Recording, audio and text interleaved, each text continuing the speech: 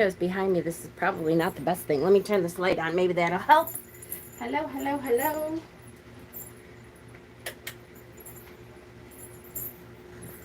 Hopefully that'll help a little bit. Hello. Hello, hello. Let me move this closer, which will probably help. Other than you. I didn't mean it. I didn't mean it. Hold on. Let me mute this. Mute. It is. Oh, good. Okay. So, hi. Peter got on a plane this morning and went to go get my father. Hi. From North Carolina and help him drive up. Hi, Hacks. And so I'm taking this opportunity while Peter isn't here to do a couple videos. I'll probably record a couple. I'm trying to finish my dad's room and that kind of stuff too. But I did want to get on and kind of talk about the journey that I've been on maybe in the last year. Talk about Midsummer, which is a week from today, right? Is today Tuesday? No, today's Thursday. A week from Tuesday it was. Hi. How are you, Uncle Badger? Every day you try to accomplish things. I know. It's terrible. It's terrible. So let me first, hi, Stephen, talk a little bit about, actually, let me talk first a little bit about where my journey has been in the last year and the things that have been going on that have made me think it's time for me to rethink how I'm doing things, where I'm putting my focus on. And first of all, it's those of you who do not watch Stephen's Daily Draw, shame on you. I don't always catch it. I will tell you that sometimes I miss it. But I do try to catch it as much as I can. Probably 3 or 4 times a week I catch it. Today's turned out to be the Seven of Pentacles. And it's one of those, and many times Stephen has these, one of those that is like, yep, ding, ding, ding. That is exactly what's been going on lately. I am at a point in my career, in my life, in my existence as an eclectic pagan witch, where I'm kind of reevaluating what my role is, where I'm supposed to be, where I am fitting in. And this is part of where I've been the last year and a half. Actually, it's funny. It was 2 years ago, I think, technically, that really I started this part of the journey where I moved out to a different area than where I lived to start working at a metaphysical store for someone that, I truly cared about and thought that was going to be like a lifetime thing. Which those of you who know me and know the story, it turned out that it was not a lifetime thing. And the older I get, the more I try to realize that some people are in your life for just a season, right? So the saying is, people are in your life for a reason, a season, or a lifetime, right? So some people that we meet, we think, I'm at work, but I don't care. Hi, honey. Sometimes we think people are in our lives for a lifetime, and it turns out that they were really there to teach us something, and then we're supposed to move on. And that's a painful thing to happen. And none of us really expect it. And we kind of think, what, especially when it's unknown, we're kind of thrown and out and left to field and feel like we're all alone in it. And so that it has been a year since I started my personal journey.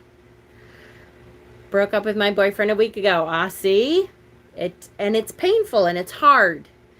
And it's not something that I wish for anyone to have to go through, but it is something that in life we need to realize that there's cycles in our life, and we just need to search out and seek out and figure out the next thing, right?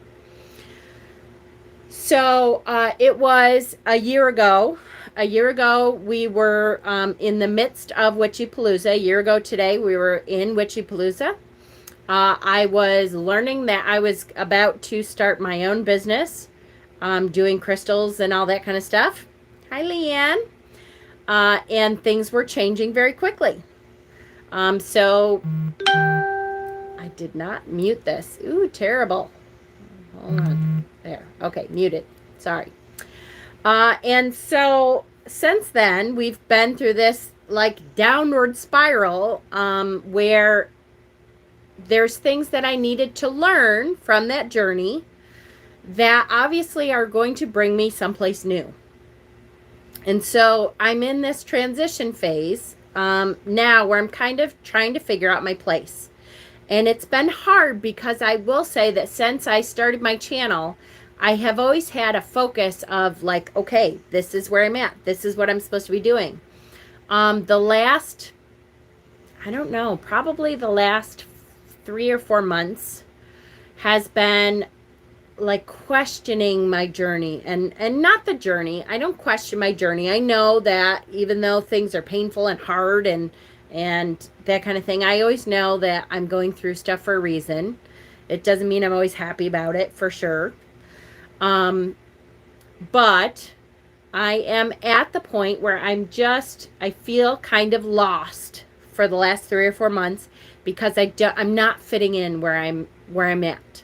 I'm not, this is not the stronghold for me. This is not the future that I thought it was going to be, at least like where I'm at right this second. And so things are going to be changing again.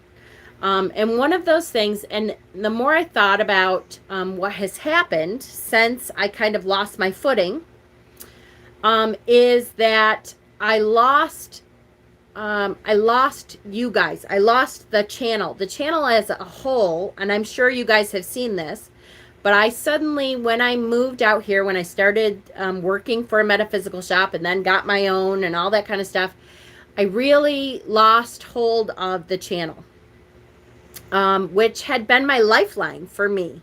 And I kind of forget how much I used to do videos on here. If you go back and look, I used to do videos like 3 or 4 or 5 or 6 times a week sometimes. Just videos like this, like, hey, how we doing? This is what I've been feeling. I used to connect much more to my spirituality and seek out my spirituality. And I felt like being in the business per se made it so it was 2 things. One is it made it so it was work, which I think now either has to change or has to, at least I need to tweak it so that it's a different kind of work. It's a different thing than this is my job. I heard a quote once that said, if you feel like you're stagnant, it's the universe giving you time to process. Absolutely. Instead of constant change overwhelming you. Absolutely. For sure. And I believe that. So if you notice my channel, I have been on the last year or 2, almost now, I have been on once a week, if that. It has been much less than I was before. So my connection with you guys, my connection with the teaching that I have loved so much and that I thought I was going to be going, has really waned.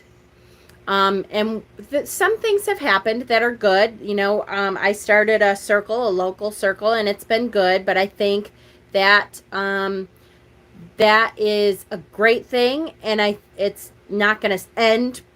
But I think things are going to change in that I'm going to open the circle up more. I'm going to take more control.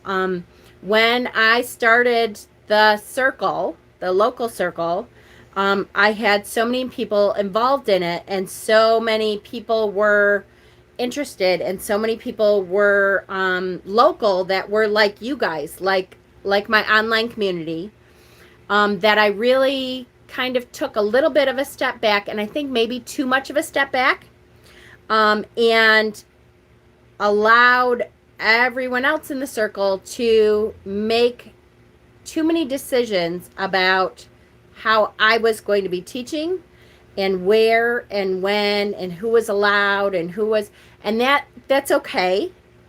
But I'm starting to realize that I felt like it was, and this is going to sound terrible, and I hope the people who are in my circle know that I love them. I know they know that I love them.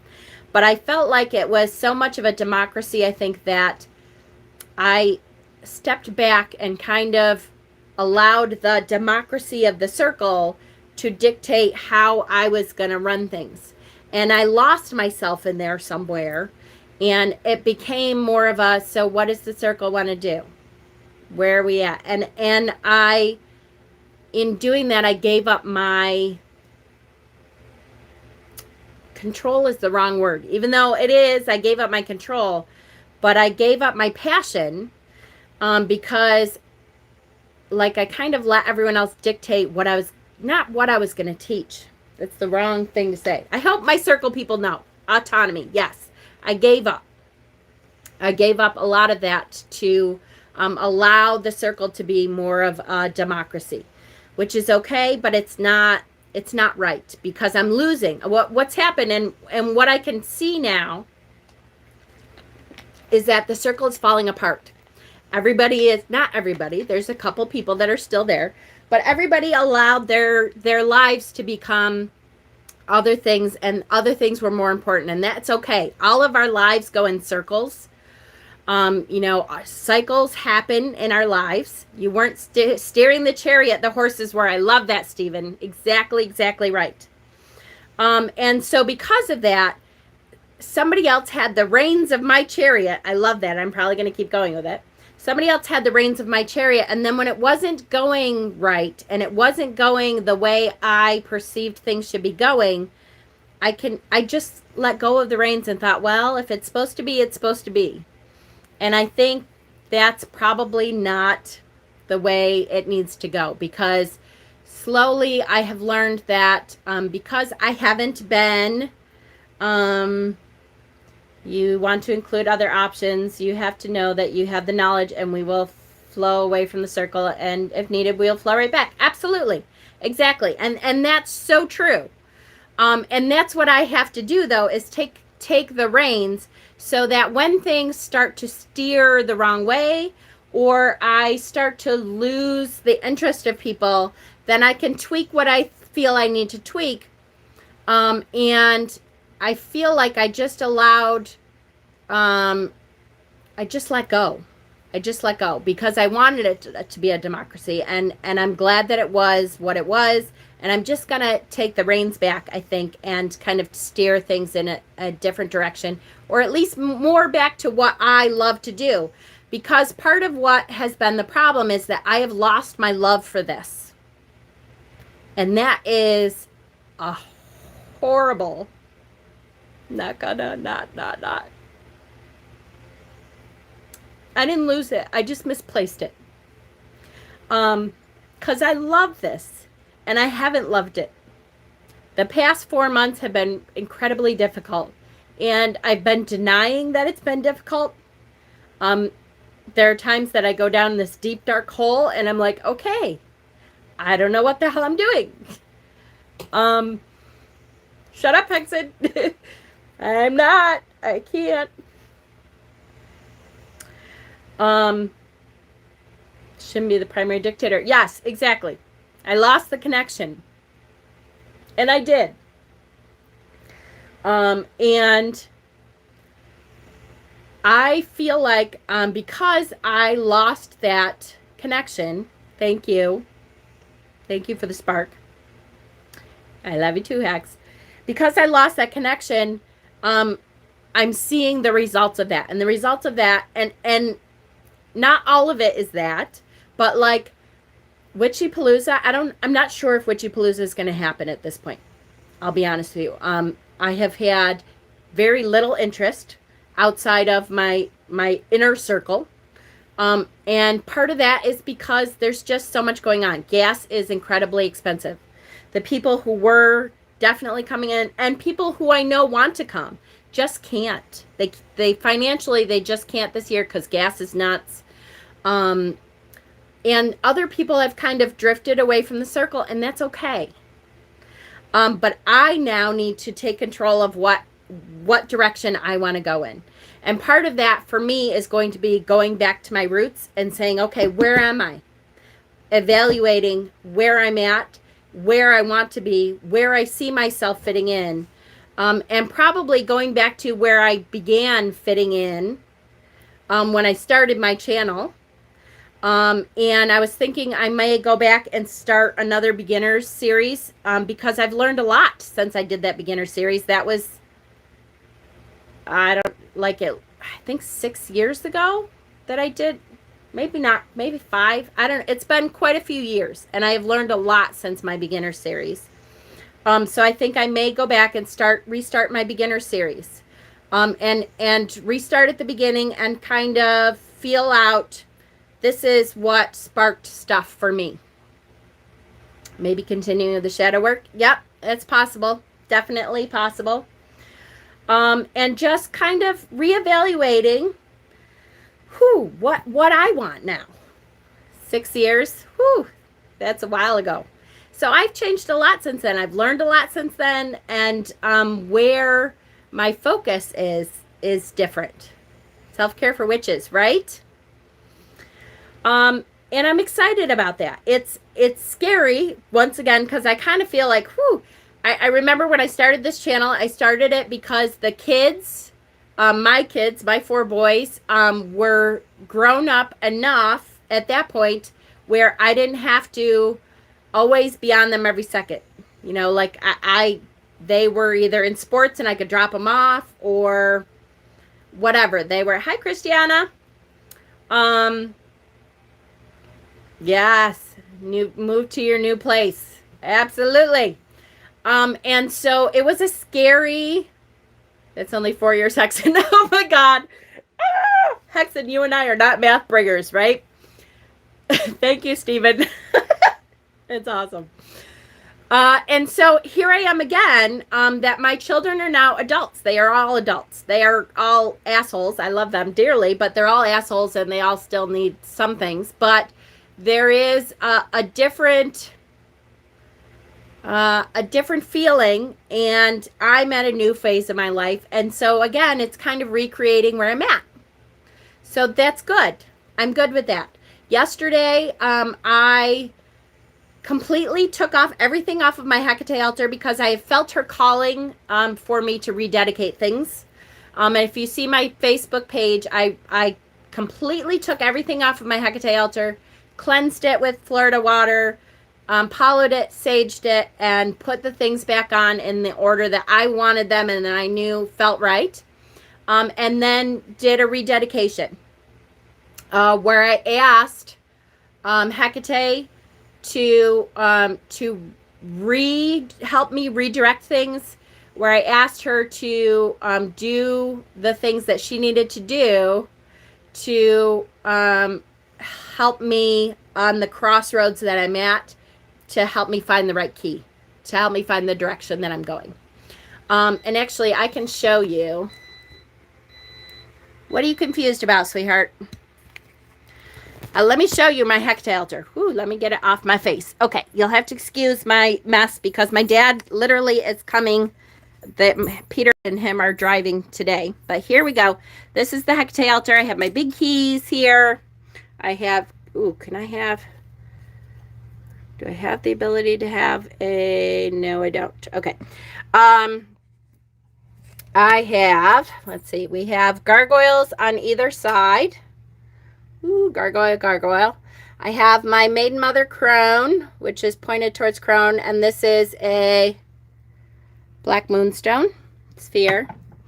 I have several goddess representations. I have my black obsidian magic bringer. I have my ravens here. I have several Hecate goddesses. She is the goddess of witches. So I have, this is my antique hand blown glass crystal ball. I have my coyote skull. So this is my keys. I have a whole thing of keys here. So this is my Hecate altar as it stands. And it feels a lot better. It feels cleansed. I cleansed everything I needed to and rededicated myself. And I feel a lot better about that. So that's good. I feel like I'm on my way again. I feel like I am at a point that I'm supposed to be. So that's great. I'm happy with that. Yes. Hold on. So I've been working with Santa Marta for a little over a year. Did a communication with deity tarot spread with Santa Marta, and now she's steering me to Hecate. I'm confused.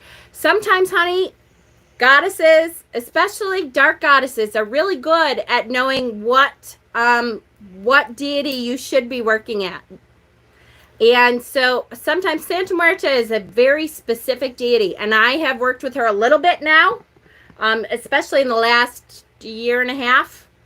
And that does not surprise me at all that she would steer you to another direction, because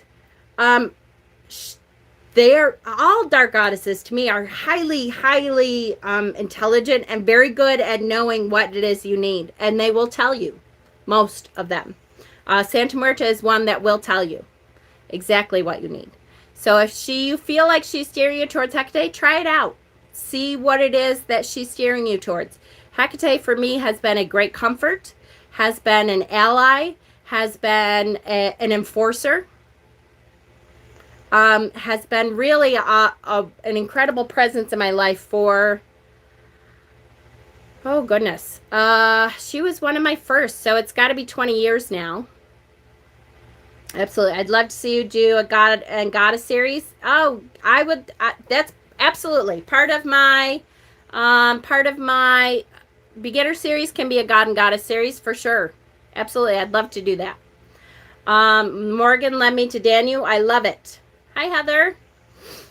So that's where I'm at. As part of that, I feel like as part of that rededication that I did, I really have felt the call and the pull to come back to YouTube a lot more than I have been.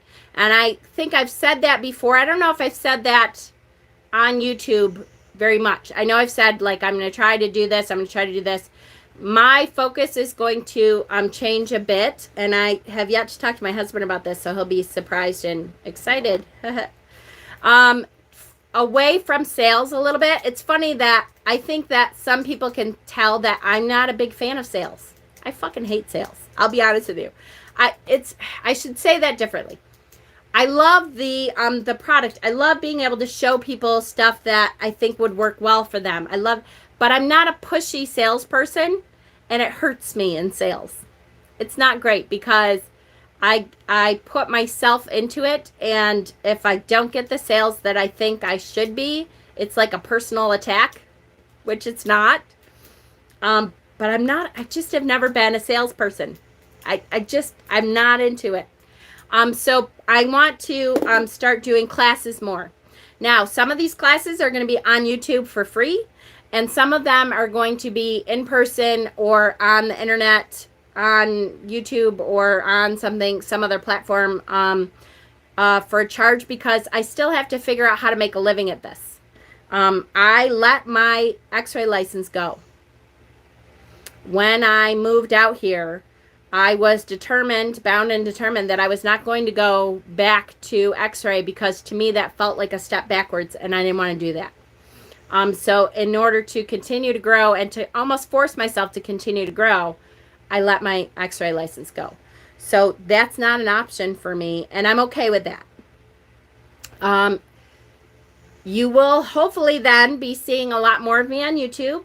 And the things that are on Mama Squirrel's living room are going to be changing a little bit. There's going to be more in the way of tarot readings, Reiki classes, classes that are stuff that I know I can provide, that I will love, that brings me back more to my teachings, and a little bit less of the pushy sales stuff. I'm not going to say that I'm not going to do any of it, because I still enjoy that part of it. I just don't like counting on that for all of my income, because it makes it very anxiety ridden for me. That in order to pay my bills, I have to push this much crap. And it's not crap. I'm a terrible salesperson because I'm like, I don't want to do this. Runes, yes, I would love to get back to the rune series, definitely. And so that's where we're at. So look for more of this, more of YouTube, more of, I'm not going to say that I'm going to be 50 this year, so I'm not going to say that I'm going to be on, 5 or 6 times a week like I was before, but I am going to try to carve out time every day to do me stuff, and because of that, I know that I will be on YouTube a lot more.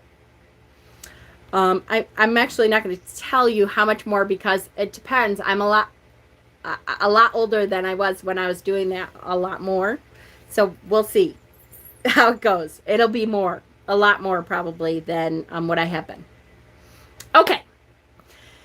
Having said that, so that's where I'm at. That's where I've been. That's where I'm kind of starting over and finding my footing again. So bear with me while I kind of try things out and see where it's going. Okay? Now, the next Sabbath, which I have not really done a Sabbath series too much. I think I missed the last 2. Hitting the big 4-9. Woo! 50. In September, I'll be 50. I'm okay with it, though. It's a little scary because I'm like, wow, really? 50? I don't feel like I'm fucking 50, but I'm okay with it. It's just weird. All right, so Midsummer. Let me show you my Midsummer Altar, first of all, and then we'll talk about what Midsummer is a little bit, and what to do with Midsummer. All right, here we go. Midsummer Altar. There's my sleeping Ty. He's like, what? Leave me alone, Mom. All right. My big ass cauldron is out. Okay, Midsummer Altar. This is the Midsummer Altar. On the goddess side for Midsummer, from Beltane through Midsummer, I always have the Fae. The Fae are my goddesses of Midsummer. I'm not saying that I have no other goddesses. I do. But I honor the Fae the most, I think, on the goddess side at Midsummer. So there is lots of Fae representation. There is lots of Fae offering stuff. There's going to be obviously lots of suns because we're at Midsummer. This year I have this gorgeous tapestry that I put up. I have suns here. I have suns here. I have suns here. I have suns here. My chalice looks like a sun. This is going to have a candle in it. There is flowers and dragonflies and representations of fire and warmth, skull-wise around the pentacle. My 2 Midsummer cards. I always have little cards up. Lots of Fae lamps. I have fairy lamps all over. Sun and moon. Sun. Sun. Sun. Sun, sun, so lots of sun, right? The green man, and then the green man, the Oak King, is represented on this side. In lots of different ways. And Hexen has helped me a lot with this. A lot of the stuff on here, I'm like looking around, a lot of it is Hexen. I have sunflower candles. Sun, sun, sun, sun, sun. Fairy lamps, fairy lamps, fairy lamps, fairy lamps. Did I mention fairy lamps? And then the sun. I love it. And by the way, so the Oak King, while we're talking about it, this is the Summer Oak King. This one here. This is the Summer Oak King. I love that his horns are now in full growth. He's a beautiful looking Oak King at this point. So we are looking at the Summer Oak King, right? It's gorgeous. Yes, happy birthday, Lady Blind Wolf. It's wonderful, 49. I hope you do something special for yourself. Rededicate yourself to your practice. Do something for yourself wonderfully. Okay. Thank you, Hex. All right, so let's talk about it. What is Midsummer? Midsummer, Litha, recently found that strangely there may very well be some fae living in the cathedral graveyard near to where I live. Ooh, that makes a lot of... Do I have enough representation for the sun? Yeah, I'm not sure. It's funny, through the years, I always go, oh, I can use this at summer or winter solstice. And then sun, sun, sun, sun, sun, sun, and sun. By the way, sun. And did I mention sun? Yes. Faye living in the cathedral. That makes a lot of sense, though. To me, that is, you know, they like to be close to the veil. And so it makes sense to me that they would kind of be hanging out at the veil, right? So Midsummer, also called Litha. Also called summer solstice. It is celebrated anywhere from usually like June. I think the earliest I've seen it, one year I swear it was the 19th, June 19th. All the way I've seen it celebrated all the way up for like a month from then. It depends on your tradition and what you believe. I go by the actual summer solstice time when the longest day is. It means the longest number of sun hours. So for that year, summer solstice, midsummer is the longest number of daylight hours for the year. It's funny though, again, a lot of pagans and people who follow the old ways will talk about it. You called it something else also. Litha, summer solstice, midsummer.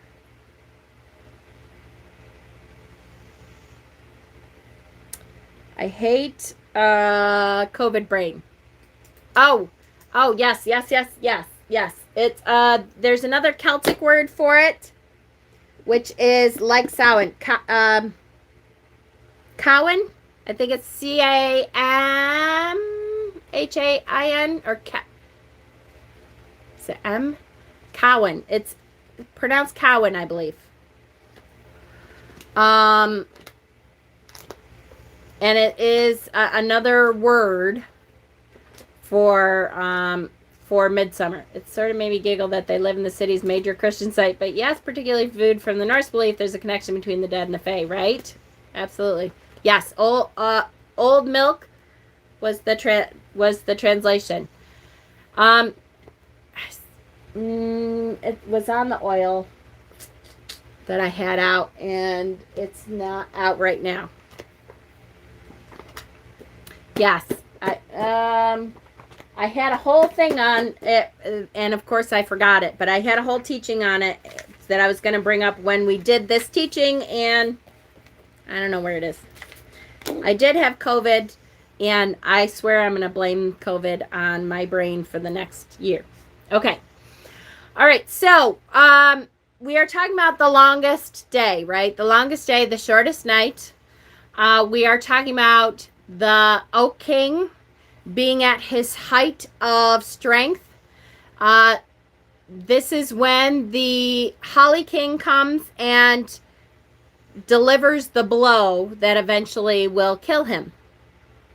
When he fatally wounds him and he begins to bleed his strength from this wound until he dies through the harvest season. So this is the point, though, with the Oak King being the strongest that he's been, which is one of the ways that we can celebrate. It's definitely a thing, is by recreating the Oak and Holly King battle, which is a lot of people do that. So what was I going to read? Something here. Oh, so when Oak and Holly battle in pagan circles, all the significant elements of legend are represented.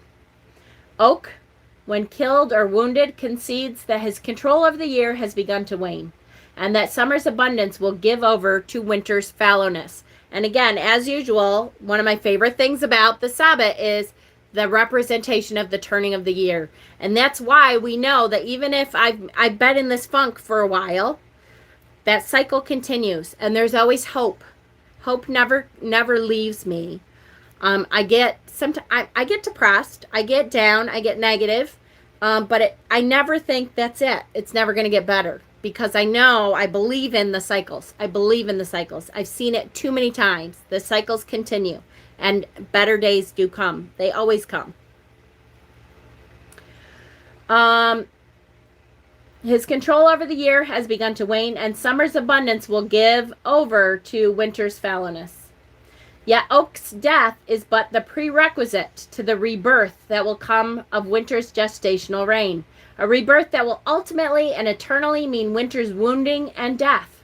There is a balance here, the rhythm of death and rebirth that makes the battle more cooperative than contentious, right? They know that it's coming, and they know that it's almost a conceding. I know that the Oak King, as the Oak King, know that I have to lay down my weapon and concede, because my time is almost over. I got Llewellyn Sabbath Essentials Midsummer. Yay! Which one? This one? That one?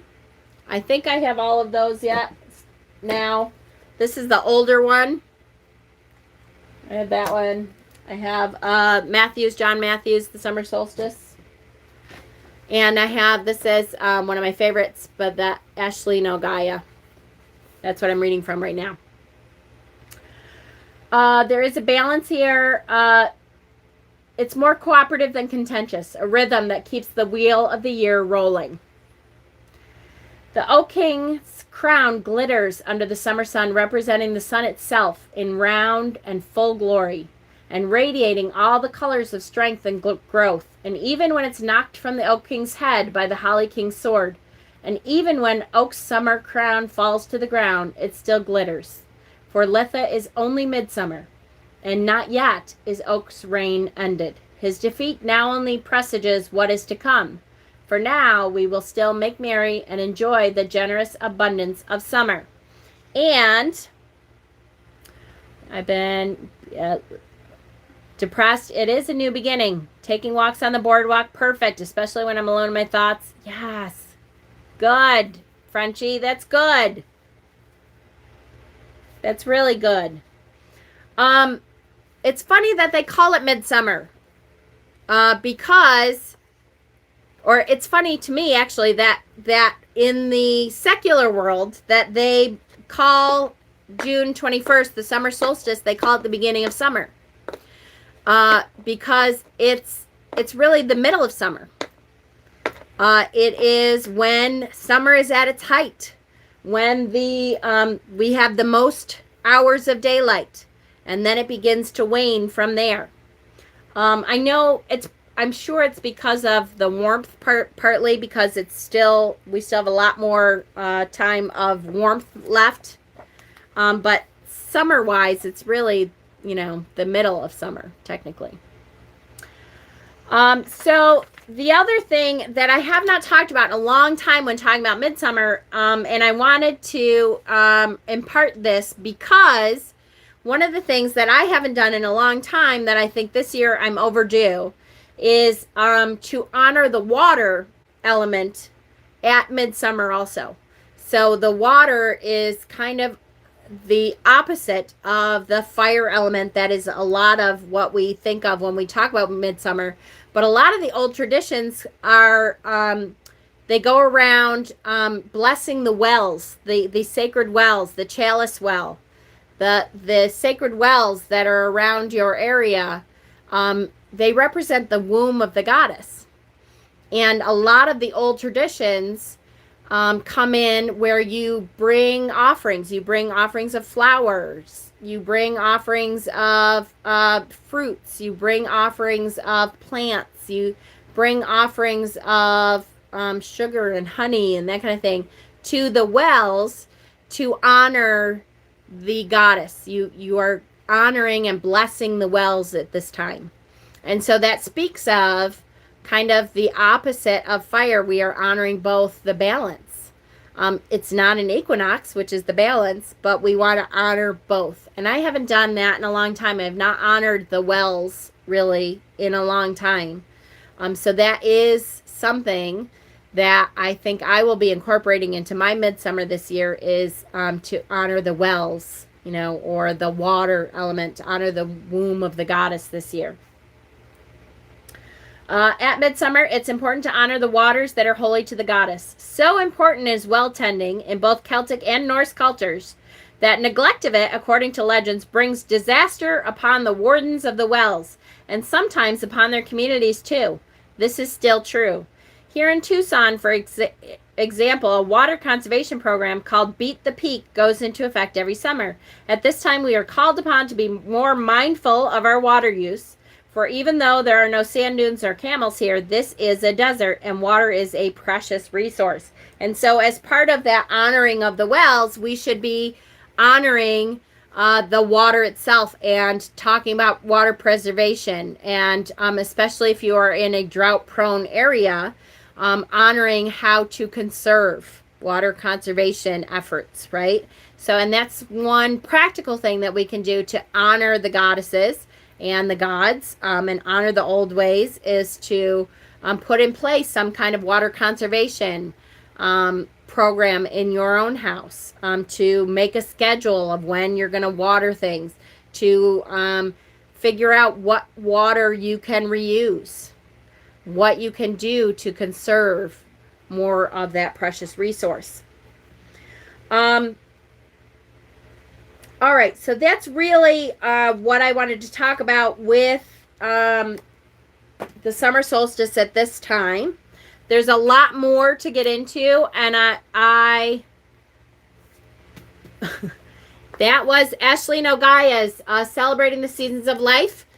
It's 2 books. She has one half, the light half of the year is from Beltane to Mabon, and then the dark half of the year is the same book, but the dark half of the year version. And that's Ashleen Ogaya. And that is one of my absolute, this 2-book series, this is one of my absolute favorite Sabbath books. I will say I go to that one a lot, and it has been for years now. So that is where I'm at for Midsummer. It is Tuesday. Midsummer is Tuesday, which means for me, I will be celebrating starting at dusk the night before, Monday night, and celebrating until Tuesday at dusk. You will start to see more change. Cowan, thank you. Yes, C-O-A-M. Thank you, thank you, thank you. Thank you, Stephen. So that's when I will be celebrating. I will definitely have something up on the channel, probably Tuesday during the day, because that's the schedule that works for the circle right now. So look for that, probably Tuesday during the day, or Tuesday, maybe not during the day, but right before dusk Tuesday. It'll probably be like 6 o'clock or so on Tuesday, and I will put that up here though, so you guys can follow along. I'm sure I will be doing something on Monday to honor the beginning, because it's always a big deal for me to honor, the shortest night and waiting for that sunrise to come. All right. I love you guys so much. I appreciate you guys so much. I appreciate that I can come to you and say, look, this is what's been going on with me, that things are going to be changing a little bit, that I realize and recognize that I've been kind of off my footing, and that I plan on trying to find my footing again, trying to change things up so that I feel like I'm in line with my system, with my beliefs, with my path. And, hopefully in watching what I'm doing, if you are going through something similar, you can recognize that, maybe this is what's going on, and maybe we all need to take a look at, what our path is, where we're at, how we are moving forward. And don't be afraid to change things. Change is scary. Change is super scary. But it's necessary if we're going to keep growing. All right. I love you guys so, so much. And I appreciate you all. And click the like button on the way out. And keep watching for changes. They'll be coming. Scary, but fun. Thank you. Love you guys.